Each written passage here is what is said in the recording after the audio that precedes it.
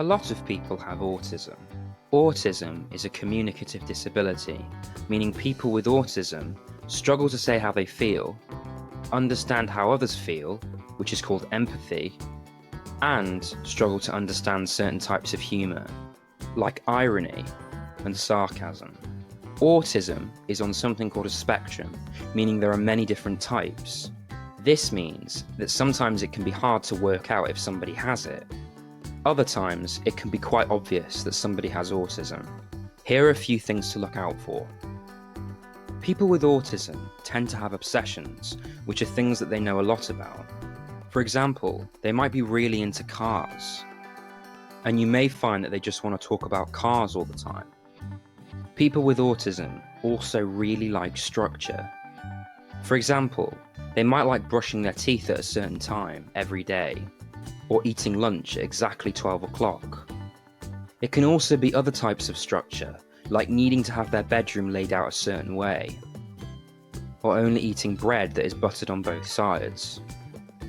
These are just examples of types of structure autistic people may feel that they need to follow, and it can cause them stress to have this structure changed in any way. People with autism often struggle to make sense of the world around them. They get distracted easily, and hear things that they sometimes can't make sense of. They might struggle to understand facial expressions and ways of acting around people that aren't family or close friends. This doesn't mean that they can get away with more things than other people. It just means certain things that may be obvious to you aren't to them. Like, for example, autistic people might not understand that certain topics make certain people sad or angry, and so they may talk about them anyway. Remember that people with autism struggle to understand how others feel, and they may not realise that they are making somebody sad or angry. Sometimes it can be like living in a foreign country to people with autism, where everybody speaks a different language and expects them to understand, but they simply can't.